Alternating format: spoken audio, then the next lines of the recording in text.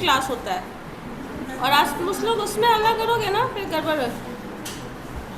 ठीक है, हम लोगों को आज शुरू करना है क्या, लीनियर इक्वेशन। कोई मुझे बता सकता है लीनियर वर्ड क्या है? What is linear? Linear word का मतलब क्या है? स्ट्रेट लाइन, ठीक है। और इक्वेशन मतलब एक्स वाई समीकरण तो हिंदी हो गया उसका, इक्वेशन का हिंदी समीकरण हो गया। इक्वेशन को बोलेंगे क्या? What is equation? किसी भी दो टर्म को अगर हम लोग सॉल्व करके किसी एक टर्म में लाते हैं उसको इक्वेशन है। कुछ अननोन वेरिएबल्स, इक्वेशन क्या है? वेरिएबल्स और कांस्टेंट का रिलेशन है, ठीक है। अगर मान लो, क्या हुआ आप लोगों को, थोड़ा डिस्टेंस में बैठो ना, कोविड का टाइम चल रहा है।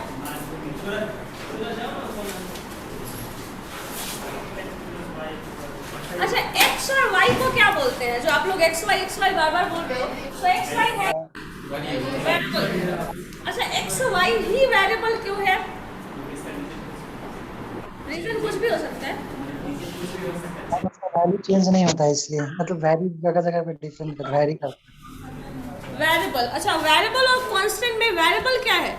जिसका वैल्यू बदल सकता है। सबसे पहला डेफिनेशन अगर दिया जाए वेरिएबल क्या है, so variable is the thing, जो भी आप नोटेशन डाल रहे हैं वो रिप्रेजेंट करता है, उसका वैल्यू बदल जाएगा। जैसे मान लो या स्टूडेंट, ठीक है, एक स्टूडेंट फ्रॉम बीबीए या फिर योर क्लास, प्रत्यय फोन बंद करो तो, ठीक है। तो अगर एक स्टूडेंट की बात कर रहे हैं तो उसमें से कोई भी स्टूडेंट हो सकता है, जितने भी आपके क्लास में स्टूडेंट हैं, मान लीजिए एक्स एक स्टूडेंट को रिप्रेजेंट कर रहा है, वो कोई भी स्टूडेंट हो सकता है। आप खुद हो सकते हो, आपका कोई फ्रेंड, कोई भी क्लासमेट हो सकता है जो कि रिप्लेस कर सकता है इस वैल्यू को। ये स्टूडेंट जो कि वेरिएबल है, कहीं का भी कोई भी स्टूडेंट हो सकता है। अगर हम ये स्टूडेंट लिखते हैं, वो सिर्फ इस कॉलेज का नहीं, पूरे इंडिया में, पूरे वर्ल्ड में चले जाओ, यूनिवर्स में चले जाओ, कोई भी स्टूडेंट होगा। अगर उसमें मेंशन कर दिया जाए student from this college, from this course, तो आप लिखोगे वो जो कोर्स है सिर्फ उस स्टूडेंट का ही, जो भी उस क्लास या सेट की बात करो, उस सेट में से कोई एक ही स्टूडेंट है जो इसको, इस वैल्यू को रिप्लेस कर सकता है। अगर मार्क्स की बात करें तो आपका, अगर मार्क्स हम रिप्रेजेंट कर रहे हैं कोई वेरिएबल के फॉर्म में, तो आपका मार्क्स जो हिंदी में आया, इंग्लिश में आया, मैथ्स में आया, आपके जो पेपर में आया, वो कुछ भी होगा, मार्क्स को रिप्लेस कर रहा है।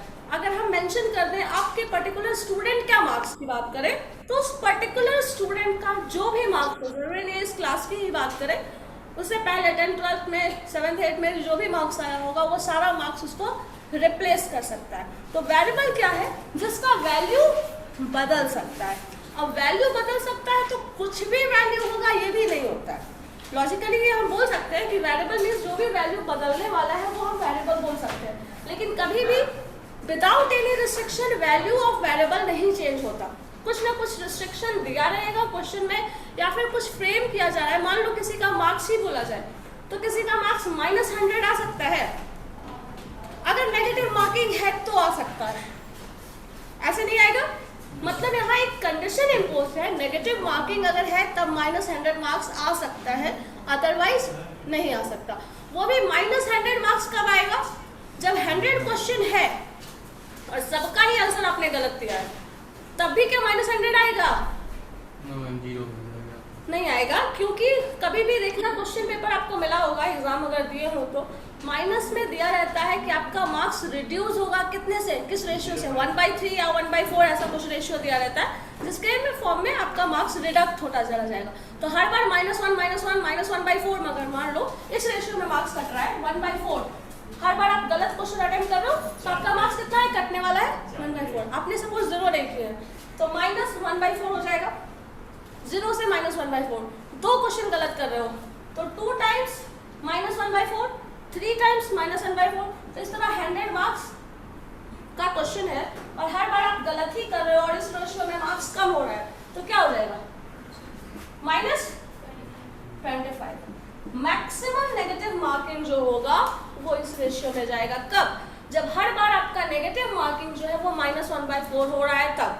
अगर -1/3 होगा तो -1/3 × 200 हो जाएगा। अगर हर बार -1 के टर्म में रिड्यूस हो रहा है मार्क्स, सपोज हर बार -1 मार्क्स दे दिया जाए, तब अगर 100 क्वेश्चन का दे रहे हैं तो वो -100 हो सकता है, अगर इस रेशियो में रिड्यूस हो रहा है तो इस टर्म में हम लोग स्टेटमेंट को क्या कर रहे हैं, सारे स्टेटमेंट्स को मैथमेटिकल फॉर्म में कन्वर्ट कर रहे हैं। इसी से जो फ्रेम किया जाता है उसी को हम इक्वेशन बोल रहे हैं। सो इक्वेशन है क्या, जो भी आप टर्म्स डिफाइन कर रहे हैं उसमें कुछ वेरिएबल्स होंगे, कुछ कांस्टेंट्स होंगे, उसका जो रिलेशन है वही इक्वेशन है। ठीक है, वेरिएबल्स और कांस्टेंट। अब देखो वेरिएबल्स एक्स वाई जनरली जो नोटेशन डाला जाता है x y z u v, ये सारे वेरिएबल्स भी हैं, वी ओ पी डब्ल्यू और भी कुछ टर्म्स हो सकता है जिसको हम वेरिएबल्स का नोटेशन, जो जनरल नोटेशन है वो एक्स वाई जेड, अगर ज़्यादा है तो यू वी डब्ल्यू भी ले सकते हो और भी वेरिएबल्स का हम नोटेशन डाल सकते हैं। Generally a b c d जो टर्म्स लेते हैं that is constant. Element a b c जो हम लेते हैं, एल एम एन जो लेते हैं, और भी टर्म्स पी क्यू, कुछ भी टर्म्स जो जा रहा है वो सब हमारा नोटेशन देते हैं हम कांस्टेंट्स के लिए, और वेरिएबल्स का नोटेशन डालते हैं जनरली ये डालते हैं, और भी टर्म्स डाल सकते हो, लेकिन आपको मेंशन करना होगा कि आप क्या नोटेशन डाल रहे हैं। आप चाहो तो वेरिएबल को ए भी लिख सकते हो, वो गलत नहीं है, लेकिन जो जनरल टेंडेंसी है अकॉर्डिंग टू दैट वो कभी उसको ध्यान से पढ़ना होगा, आपको डिफाइन करना होगा where the variable is a. अगर आप लिख रहे हो तो लिख के डाल सकते हो, ऐसा नहीं, कोई कंडीशन नहीं इम्पोज किया हुआ है कि आप वेरिएबल ए को नहीं लिख सकते। लेकिन जनरली जो हम लोग यूज़ करते हैं वो ए बी सी डी इस तरह का एलिमेंट टर्म्स जो आता है उसको हम लोग कांस्टेंट से रिप्रेजेंट करते हैं, और वेरिएबल्स को x y z u v डब्ल्यू इस तरह से डालते हैं। ये नोटेशन जनरल टेंडेंसी है, जो जनरल तरीका है उसके अकॉर्डिंग। अगर ऐसा कंडीशन कुछ इम्पोज नहीं किया हो तो आप constant variable a b c भी लिख सकते हो। ये मत बोलना कि नहीं लिखा जा सकता, लिखा जा सकता है, बट आपको वहाँ डिफाइन करना पड़ेगा। जो जनरल टर्म में है वो नहीं लिखते हैं बस। अब देखो कांस्टेंट क्या था, कांस्टेंट वो है जिसका वैल्यू नहीं बदलता। कोई भी नंबर 100, 1000 कुछ भी टर्म्स ले रहे हो जिसका वैल्यू नहीं बदलने वाला, रोल नंबर 1 बदलने वाला है, 2 लिख दिया रोल नंबर 2, तो वो बदलने वाला नहीं है। तो जो वैल्यू नहीं बदलता है उसको हम कांस्टेंट बोलते हैं, और जिसका वैल्यू हमेशा बदलता रहता है according to some condition, according to some restriction, वो हमेशा वेरिएबल होगा। और वेरिएबल और कांस्टेंट्स का जो रिलेशन है वो है इक्वेशन, उसी को हम इक्वेशन के टर्म में रिप्रेजेंट करते हैं। जैसे मान लीजिए सपोज 3 क्या बोल रहे हो, कुछ बोल रहे हो, कुछ बोलना चाहते हैं तो बोलिए। कभी-कभी ऐसा होता है ना, कैपिटल एक्स कैपिटल वाई लिखता है, बोलता है कांस्टेंट, उसको ही माना जाता है। हाँ, एक्स वाई को भी कांस्टेंट मान के चल सकते, लेकिन बोले ना जनरल जो टर्म है अगर एक्स वाई कहीं लिखा रहता है क्वेश्चन में, जब तक कुछ स्पेसिफिकेशन नहीं दिया जाएगा तब तक आप उसको वेरिएबल्स मान के चला जाता है, जो जनरल तरीका। जैसे जनरली कुछ आपको मान लो नहीं आता है, या फिर कुछ बोला जाए मैनेजमेंट का ABC आता है, तो ABC क्या बोल रहे हैं, हाँ क्या लेट भी एक्स मतलब लेट भी सिंपल भी एक्स, तो हाँ, तो कांस्टेंट मान के ही चल रहे हो ना, कुछ भी वेरिएबल जो नहीं मान के चल रहे हो जिसका वैल्यू बदल रहा है। या फिर एक्स जो है एक्स कांस्टेंट को भी माना जा सकता है, माना जा सकता है। रिजल्ट जैसे मान लो यहाँ पे मैंने लिखा 3x + is equal to 12, suppose ये लिखा हुआ है, तो x क्या आएगा 12/3, और वो आया है क्या 4, ये 4 आया है रिजल्ट, वो क्या है कांस्टेंट है, ये 4 कांस्टेंट नहीं है, 4 कांस्टेंट है ना। 3x = 12, so x का वैल्यू क्या आ रहा है 4 आ रहा है। 4 जो भी वैल्यू है वो क्या है कांस्टेंट, रिजल्ट तो है ना कांस्टेंट। लेकिन अगर आप इसको मान के चलो, अब इसके हिसाब से ये अगर नहीं दिया रहता 3x = something is equal to what, ये पूछ दिया जाए, क्या करोगे? x का वैल्यू 1 रखो, 0 रखो, एक बार 0 रखोगे तो 0 आ जाएगा, 1 रखोगे तो 3 आ जाएगा, 2 रखोगे तो 6 आ जाएगा, 3 रखोगे तो 9 आ जाएगा। इस तरह से रिजल्ट आ रहा है। सो ये रिजल्ट क्या हो रहा है, वेरिएबल रिजल्ट उल्टा जा रहा है, रिजल्ट चेंज हो रहा है। जो चेंज हो रहा है वो वेरिएबल है, जो वैरी कर रहा है, इस तरह से समझो, जो वैरी कर रहा है, जो चेंज हो रहा है वो वेरिएबल है। जिसका चेंज वैल्यूज वैरी कर रहा है दैट इज वेरिएबल, जिसका रिजल्ट फिक्स है दैट इज कांस्टेंट। ठीक है, सो अगर 3x = 12 ये मेंशन किया हुआ है तो ये क्या है, x का वैल्यू 4 ला रहे हो, सो ये क्या है कांस्टेंट टर्म, जो रिजल्ट आ रहा है वो कांस्टेंट है ना। लेकिन अगर नोटेशन में देखा जाए तो 3x इज इक्वल टू 12 एक इक्वेशन है जो वेरिएबल और कांस्टेंट का रिलेशन है, जिसमें बोला जा सकता है 3 जो है वो भी कांस्टेंट है, 12 कांस्टेंट है, और जो रिजल्ट x का आ रहा है वहां पे x को हम वेरिएबल मान रहे हैं, जिस वेरिएबल का हमें वैल्यू निकालना है। समझे? x क्या है? वेरिएबल है जिसका हम वैल्यू निकाल रहे हैं। यहाँ पे इस तरह का क्वेश्चन दिया है तो वेरिएबल का डिफरेंट रिजल्ट्स हमारे पास आ जाएगा। अगर वही कांस्टेंट यहाँ पे जो 12 वाला केस दिया है वो एक पर्टिकुलर वैल्यू के लिए वो वैलिड है, और ये जो है वो उसका हर बार वैल्यू बदलेगा। ठीक है? सो इस अब देखो ये टर्म क्या बोलते हैं, इसको क्या बोलते हैं? सपोज 3x प्लस 2 लिखा है इज इक्वल टू समथिंग लिखा है, तो ये क्या हो जाएगा? मान लो 0 ही है। x का जो टर्म x से जो एसोसिएटेड टर्म है कांस्टेंट, ये चीज हमेशा ध्यान रखना, ये जो भी x से वेरिएबल से एसोसिएटेड जो टर्म होगा वो हमेशा कोएफिशिएंट होगा। x के साथ है तो x का कोएफिशिएंट है, y के साथ है तो y का कोएफिशिएंट है, z के साथ है तो z का कोएफिशिएंट है। जो भी वेरिएबल है उसका कोएफिशिएंट होगा, ये चीज भी ध्यान रखना। कांस्टेंट का कोएफिशिएंट नहीं होता है, वेरिएबल्स का ही कोएफिशिएंट होगा। ठीक है? क्लियर है? तो इस तरह से इक्वेशन बन रहा है। अब इक्वेशन में बहुत तरह का इक्वेशन है, जो कि अभी हम लोग बात क्या कर रहे थे? Linear equation. सो लीनियर इक्वेशन क्या होता है? जो एक स्ट्रेट लाइन फॉर्म करे इन ग्राफ। मान लो 3x plus 9 is equal to 0, ये दिया है। ठीक है? अब इस यहाँ से क्या करोगे? 3x लिखोगे equal to 9 is equal to -9, x is equal to -9/3 -3, ये -3 आ गया। अब देखो अगर इसको ग्राफ में देखें तो क्या आ जाएगा? मान लो ये 1 है 2 है, इस तरह से हमारे पास वैल्यू -3, और किसका वैल्यू -3? x का वैल्यू। सो -x, x ये y है और ये -y होता है। यहाँ नोटेशन -1 -2 -3 और x का वैल्यू -3 बोल रहा है, मतलब ये जो लाइन इस तरह से जाएगा ये linear equation of this straight line.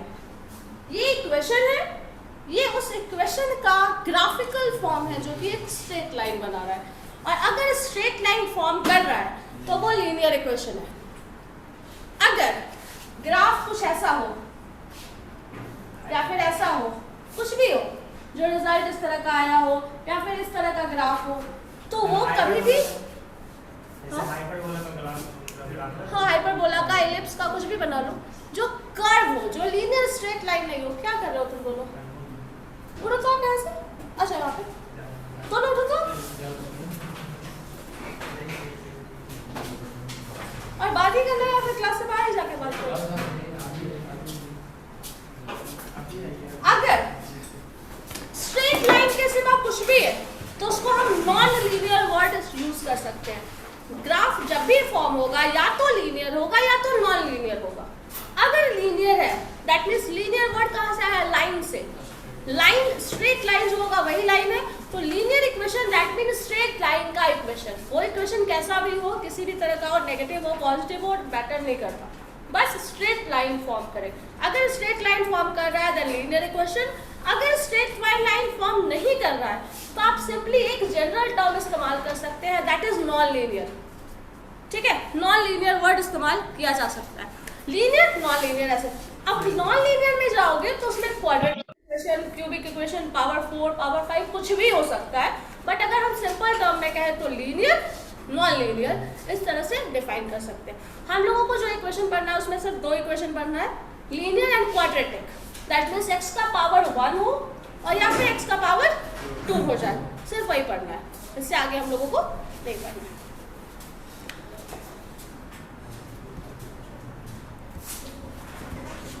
ठीक है? तो स्ट्रेट लाइन का इक्वेशन जब भी होगा वो लीनियर इक्वेशन है। जैसे इस तरह का और भी कुछ इक्वेशन हो सकता है जिसका पावर 1 होगा, जिसका पावर 1 हो, x का पावर 1 हो।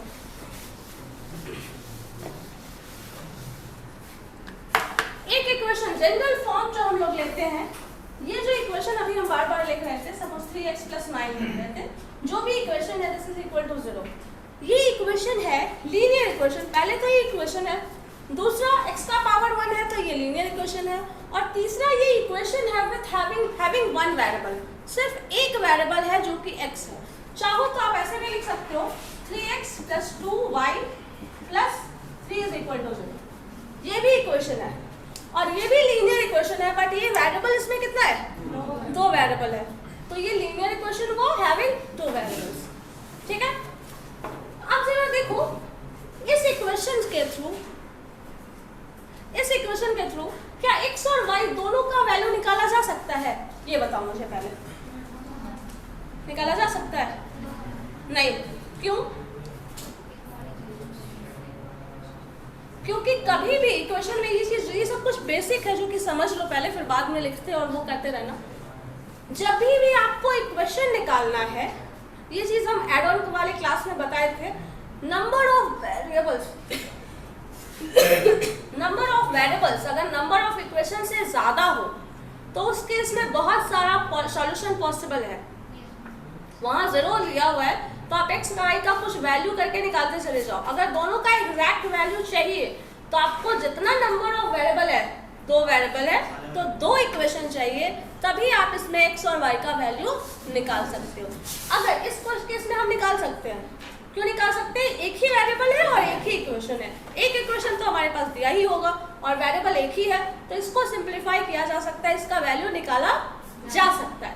लेकिन इस केस में वैल्यू निकालना पॉसिबल नहीं है, क्योंकि number of variable is greater than number of equation, ठीक है।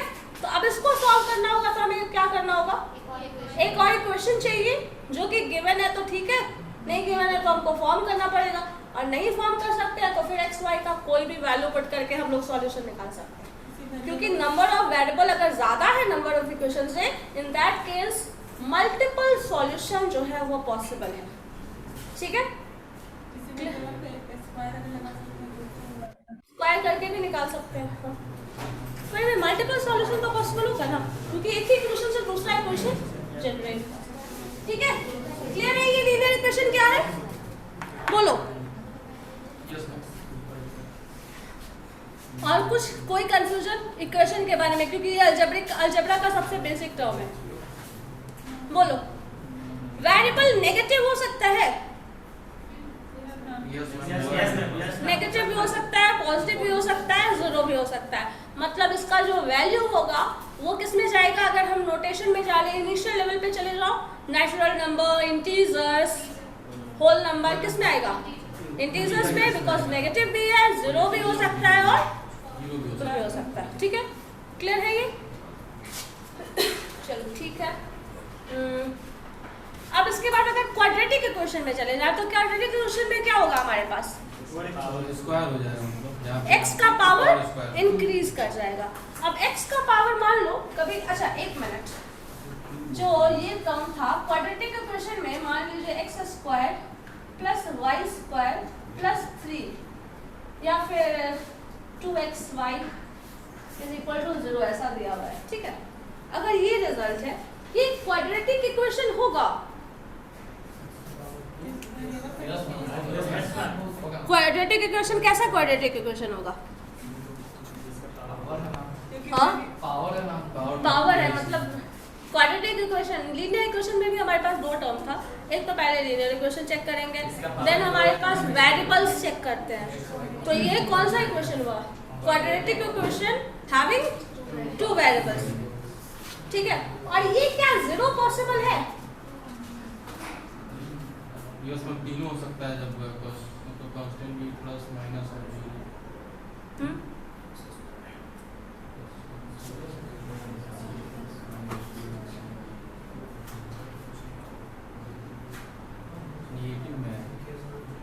ये 0 कब होगा? ये 0 होगा या नहीं, पहले ये बताओ। ये 0 हो सकता है, और अगर होगा तो कब होगा? अगर ध्यान से देखो तो इसका फॉर्मूला पढ़े होगे, this is equal to x + y का होल स्क्वायर है। इसी को ब्रेक करके a² + b² + 2ab में लाते हो, ठीक है। तो ये रिजल्ट इसमें देखो या फिर उसमें देख के बताओ, ये 0 कब होगा? What would be the condition for this? x + y 0 हो, x इंडिविजुअली जीरो हो, या x प्लस वाई जीरो हो, या फिर कुछ भी एक जीरो हो, तब क्या होगा? क्या होगा वही तो हम पूछ रहे हैं। इन सब में से क्या कंडीशन है when the result of this is going to be x and y का ठीक है। और कोई दोनों में डिफरेंस है। देखो ये जो टर्म है ये जीरो कब होगा? तभी जीरो हो सकता है जब ये भी जीरो हो, ये भी जीरो हो और उन दोनों का प्रोडक्ट, क्योंकि ये दोनों टर्म आ रहा है तो ये भी जीरो हो जाएगा, तो रिजल्ट जो है वो जीरो हो जाएगा। समझ लो कैसे कर रहे हैं? तो लाजिमी है कि वो भी जीरो हो जाए। क्या? जब ये दोनों जीरो होगा तो वो प्रोडक्ट है एक्स वाई इसलिए जीरो हो रहा है। तो मान लो अगर इसको जीरो और वन रख ले तो देखो जरा क्या आ रहा है। जीरो का स्क्वायर जीरो प्लस वन का square one plus two into zero जो भी जीरो आ जाएगा, तो रिजल्ट इज वन। समझ रहे हो? यस दोनों का सम जीरो होना जरूरी नहीं है, दोनों इंडिविजुअली अगर जीरो है तो इसका रिजल्ट जो होगा वो जीरो होगा। ठीक है? क्या बोल रहे हो? दोनों का सम करोगे तो जीरो। मान लो ऐसे कर लो ना, एक काम करो, अगर थोड़ा कंफ्यूजन है तो ऐसे ले लो, माइनस वन प्लस वन, तो माइनस का वन का स्क्वायर, दोनों का सम क्या होगा? जीरो होगा। जो आप कंडीशन बोल रहे हो दोनों का सम क्या हो जाएगा? जीरो। लेकिन अगर इंडिविजुअली अगर स्क्वायर करें तो माइनस वन का स्क्वायर वन, वन का स्क्वायर वन, और दोनों का प्रोडक्ट जो हो जाएगा दैट इज ऑल्सो टू और माइनस टू हो जाएगा। माइनस एक है ना, तो ये माइनस टू हो जाएगा। रिजल्ट क्या आ जाएगा? जीरो आ जाएगा। सम के केस में जीरो आ रहा है ना, हमेशा आएगा। एक काम कर लेते हैं, आपका वो भी हम कंडीशन सेटिस्फाई करा देते हैं। माइनस वन का स्क्वायर प्लस माइनस वन ले लो। चलो अब बताओ। नहीं आएगा सिर्फ ना, चेक करके देखो ना। वन का square one plus two, so this is, समझे? ठीक है? तो दोनों नेगेटिव होगा तभी जीरो नहीं आएगा, दोनों पॉजिटिव होगा, सम होगा तो ऐसे बहुत सारे केस मिल जाएंगे जहाँ जीरो नहीं आएगा सम के केस में। यहाँ पे टू आ रहा था, इसको माइनस वन ले लो और इसको माइनस वन कर लो और इसको टू कर लो। ठीक है? देखना इसका रिजल्ट डिफरेंट आएगा। करके देखो, माइनस टू का फोर फोर हो जाएगा, दोनों फोर पॉजिटिव, और माइनस करोगे तो फोर फोर 16 इंटू टू करके देख लो। फोर ये हो जाएगा, फोर प्लस फोर माइनस जो होगा माइनस ही हो जाएगा बिकॉज पॉजिटिव है, यहाँ पे एक माइनस साइन है, तो two four four two two two two जा फोर, फोर टू जा एट,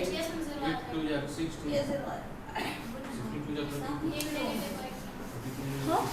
लेकिन हर केस ये चीज हो कर रहा है ना, तो दोनों का सम, तो यहाँ पे देखो दोनों का सम डिफरेंट आ रहा है ना, और ये चीज आ रहा है अलग अलग आ रहेगा ना। ठीक है? तो कंडीशन यही याद रखना, दोनों अगर जीरो है तब जीरो आएगा। ठीक है? क्योंकि सम जीरो के बेसिस पे नहीं आएगा, सम जीरो आ जाएगा, इस केस में सम जीरो नहीं आएगा, तब डिफरेंट है।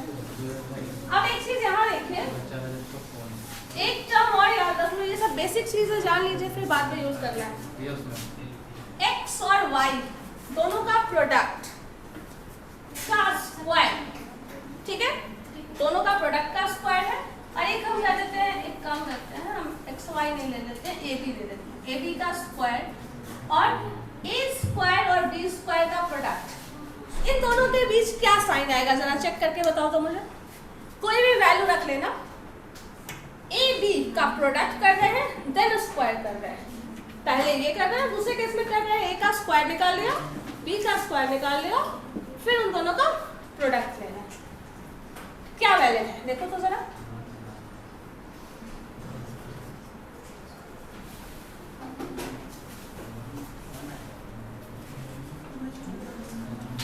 क्या आएगा? क्या ग्रेटेड होगा हमेशा, और कहाँ इक्वलिटी आ सकती है?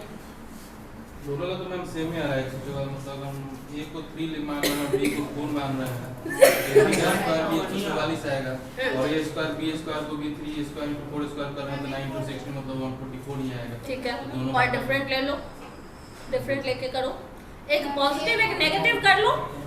देखो 2 2 बोलो क्या बोलते हो?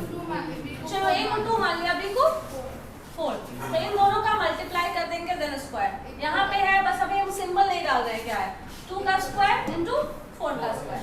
ये देखो 4 2 जाए 8 का स्क्वायर क्या होगा 64। यहाँ क्या आ रहा है 4 और ये 4 का स्क्वायर 60 into 4, ठीक है 64 आ गया।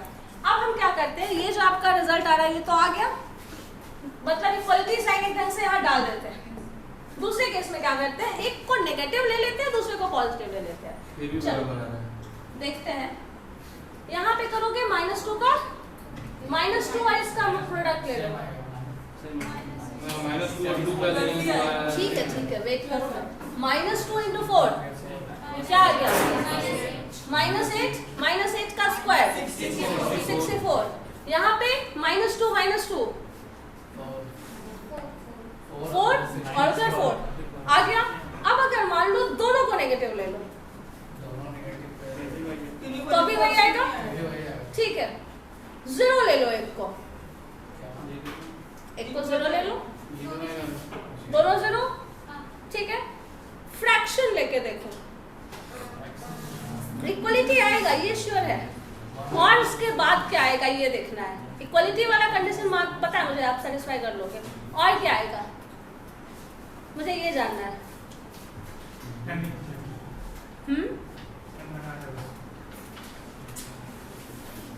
क्योंकि इसका इस्तेमाल करना होगा, अगर यहाँ नहीं करोगे तो फर्दर 3rd 4th सेमेस्टर में कहीं ना कहीं करना होगा। एक इनइक्वालिटी है, उसी स्क्वायर इनइक्वालिटी इसका यूज आएगा, इससे बता रहे हैं। बताओ फ्रैक्शन में भी सेम आ रहा है, किसी में डिफरेंट नहीं आ रहा है।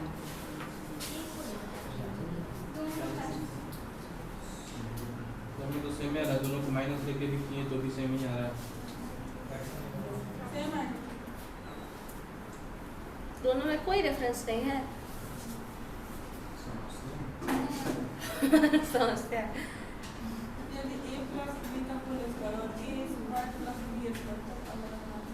वो डिफरेंस होता ही है, इस केस में हमेशा सेम आ जाएगा। 3 और 1 किए थे नहीं, 1 and 3 देखो तो 1 and 3 का देखो ना, तो एक सेम ही आ रहा है।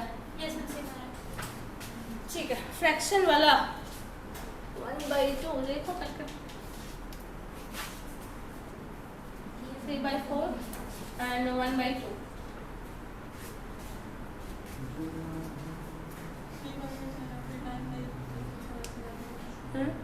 3/9 9/4 9/16 और 1/2 का 1/4 हो जाएगा 9/16 1/4 और 6 का स्क्वायर 8 का स्क्वायर सेम आ जा रहा है। तब तो बहुत गड़बड़ हो रहा है, बड़ा समस्या है नहीं। आपके होते ही समस्या, क्या बोले, आपके होते ही समस्या। कहाँ थे तुम लोग? नंदिनी वेटिंग में, उसको इंटर कर लीजिए। क्या वेटिंग में उसको इंटर कर लीजिए। इसको इंटू कर ले, मैम वेटिंग में है, उसको इंटर कर लीजिए। सब कर दिया हुआ है। 1 मिनट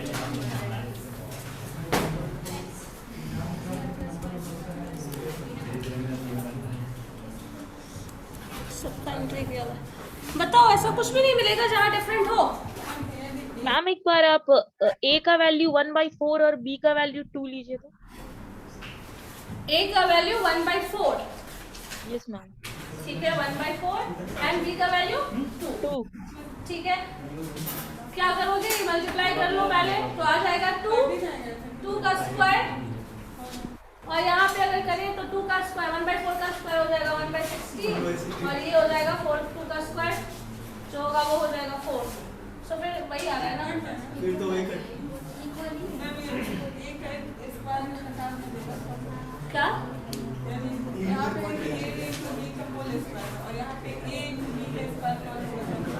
a into b का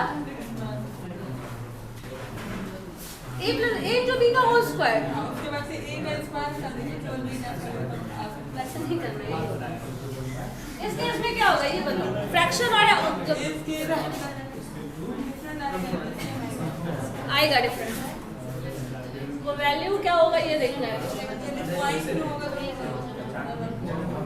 पॉइंट में करेंगे तो डेसिमल आ जाएगा ना।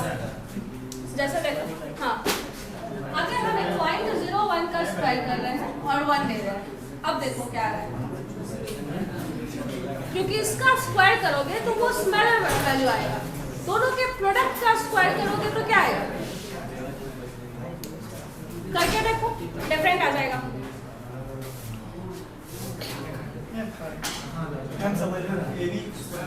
समझता है आधा क्लास के बाद सीखता है। ए और बी का क्या वैल्यू है जिसमें कोई एक वैल्यू ग्रेटर आ जाए, ये पोर्शन ग्रेटर आ जाए या फिर वो पोर्शन ग्रेटर आ जाए।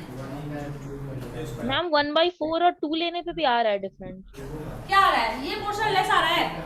यस मैम 1/4 आ रहा है और a स्क्वायर b स्क्वायर 1/16 आ रहा है। एक मिनट चेक कर लेता हूँ। तो ये फ्रैक्शन में वही नंबर हुआ ना, वो भी ले सकते हैं, फ्रैक्शन वैल्यू लोगे तो वही आएगा। 1/4 एंड 2 बोल रही हो ना, दोनों का प्रोडक्ट का स्क्वायर, ये क्या आ जाएगा 2, ये देखो कैंसिल करोगे क्या आ जाएगा 1/2 आया ना, इसका स्क्वायर करना है, ये पोर्शन है और इधर आ जाए तो 1 मिनट 1/16 है, 4 है ना, 1/16 और 2 का स्क्वायर 4 आ रहा है, तो 1/2 ये करोगे तो क्या आ रहा है 1/4 आ रहा है, वो भी तो 1/4 ही आ रहा है, सेम ही आ रहा है ना। डेसिमल वाला प्लेस लो, डेसिमल वाला लो, डेसिमल में भी सेम आएगा। देखो स्मॉलर केस रहेगा ना तो नहीं आएगा, डिफरेंट आएगा।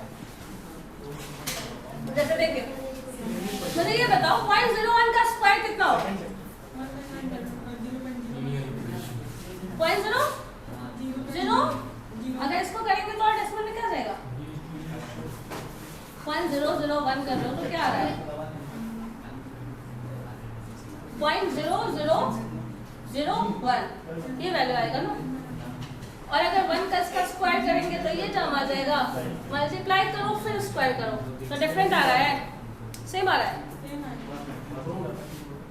सेम आ रहा है, ठीक है। इसको देख लेना क्या है, लेकिन ये इक्वेशन इक्वालिटी है, ये याद रखना। इक्वालिटी आएगा ये वाला क्वेश्चन किस वैल्यू के लिए सेटिस्फाई करेगा वो हम बता देंगे, ठीक है। लेकिन ये हमेशा प्रोडक्ट का जो टर्म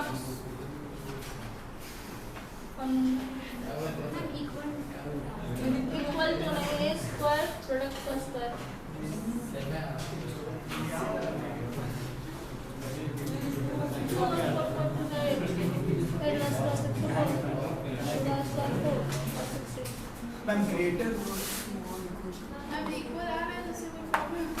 नहीं इक्वल होगा ये कंडीशन है, लेकिन किसी वैल्यू के लिए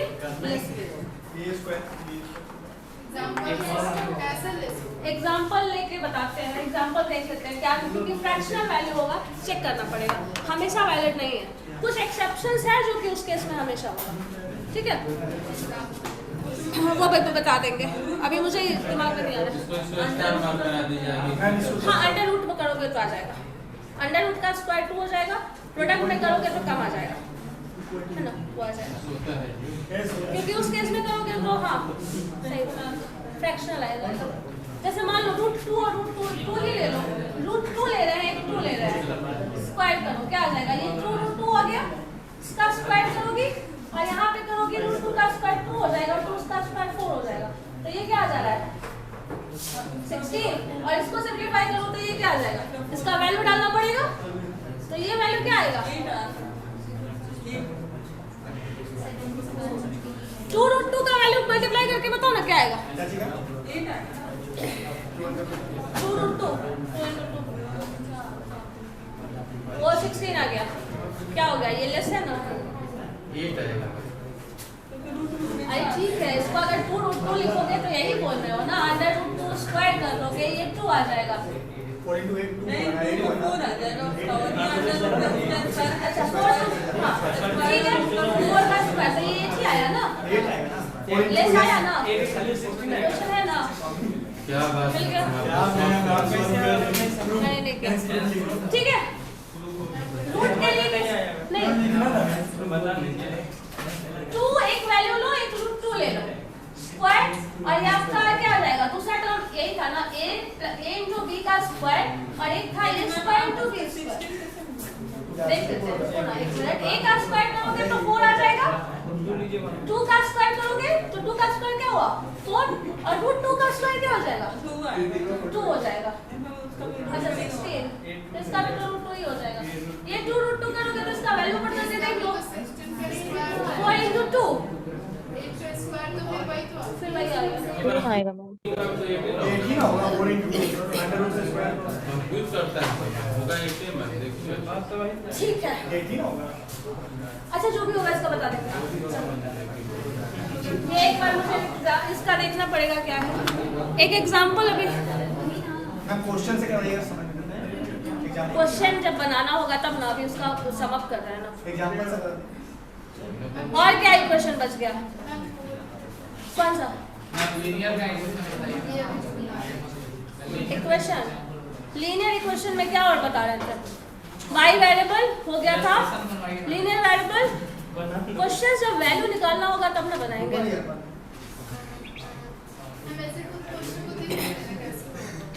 क्वेश्चन उसका बस सेटिस्फाई करना होता है कि ये जो रिजल्ट आएगा वो लेस और इक्वल टू उसके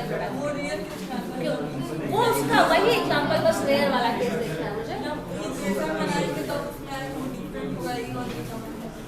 हाँ। ठीक है लिखो तो इसके बाद एक term find the value of the variables find the value of the variables in the following cases find the value of the variable in following cases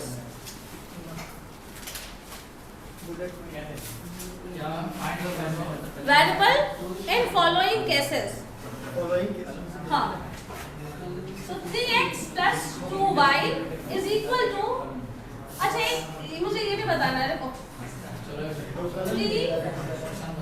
8x plus 9y is equal to 21 देखो इसको कौन बनाए ma'am इसको दोनों एक ही है ma'am. हाँ एक ही कहाँ है दो अलग इक्वेशन है दोनों इक्वेशन के हेल्प से x और y का वैल्यू निकालना है। अच्छा मुझे ये बताओ पहले इस इक्वेशन को होमोजीनियस इक्वेशन बोलेंगे या नॉन होमोजीनियस बोलेंगे क्यों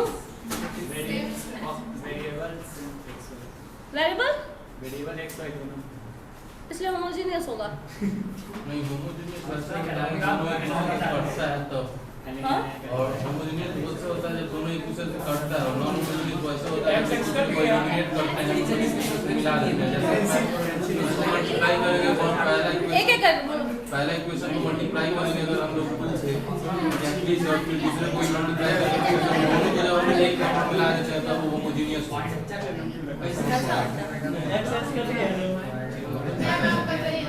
होमोजीनियस किसको बोलेंगे नहीं पता नॉन होमोजीनियस किसको बोलेंगे होमोजीनियस किसको बोलेंगे मैथ्स पढ़ के कोई नहीं आया हो कहाँ भुला गया होमोजीनियस और नॉन होमोजीनियस में क्या डिफरेंस है सिमिलर टाइप मतलब ये होमोजीनियस इंग्लिश वाला टर्म मत बताओ होमोजीनियस का मतलब एक जैसा है सब हाँ